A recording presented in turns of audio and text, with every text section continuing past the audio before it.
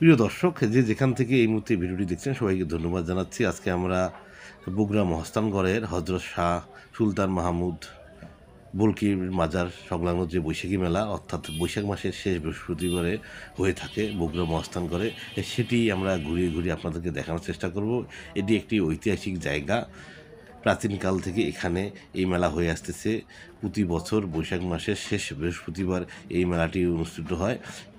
শাহ সুলতানের মাজারকে কেন্দ্র করে যে মেলাটি অনুষ্ঠিত হয় সেটি খুবই জনপ্রিয়। লাখ লাখ দর্শনার্থী বা তাদের ভক্ত কুল প্রতি বৈশাখ মাসের শেষ বৃহস্পতিবারে এই প্রাঙ্গণে উপস্থিত হয়।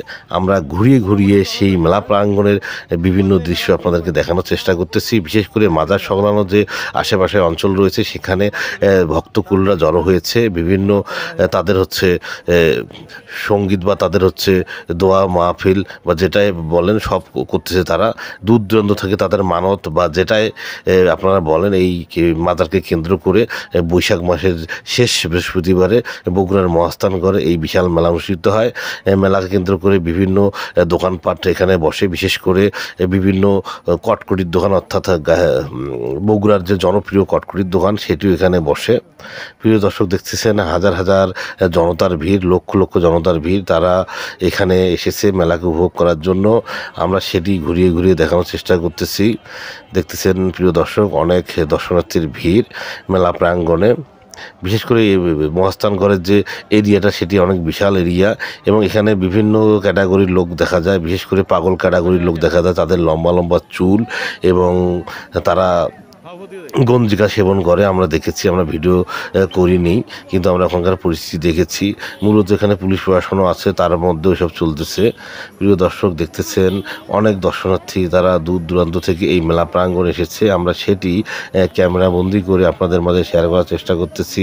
আপনারা যে যেখান থেকে এই মুহূর্তে এই ভিডিওটি দেখছেন অবশ্যই শেয়ার করবেন। আপনারা যদি জীবনে কোনো দিন হচ্ছে এই মেলা প্রাঙ্গণে যেতে বা যাওয়ার চেষ্টা করেন অবশ্যই আপনারা যাবেন। অর্থাৎ প্রতি বৈশাখ মাসের শেষ বৃহস্পতিবারে এই মেলাটি অনুষ্ঠিত হয়, অর্থাৎ শেষ বৈশাখী মেলা।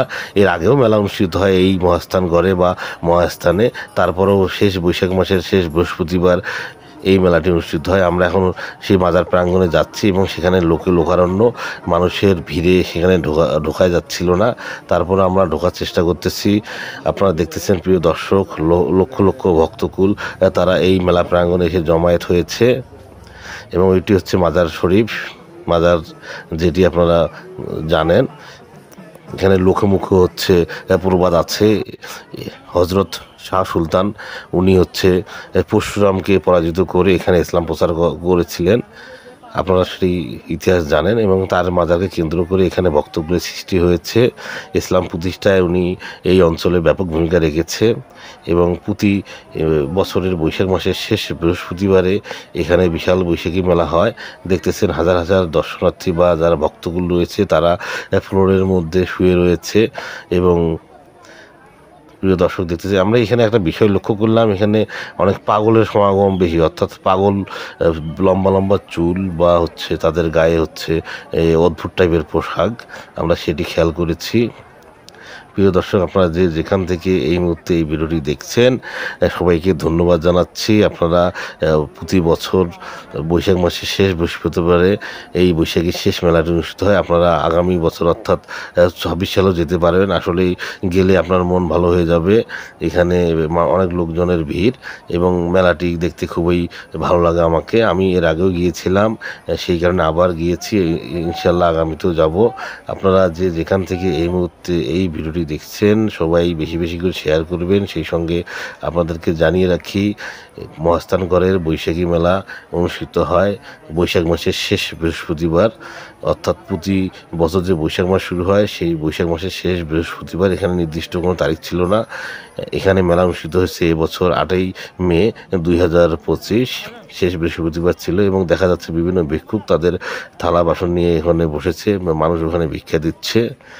প্রিয় দর্শক, আপনারা যে যেখান থেকে এই মুহূর্তে এই ভিডিওটি দেখলেন সবাইকে নিউজ পেজ এবং ইউটিউব চ্যানেলের পক্ষ থেকে অসংখ্য ধন্যবাদ জানাচ্ছি এবং আমাদের এই ভিডিওগুলো বেশি বেশি করে শেয়ার করবেন। ভালো থাকবেন।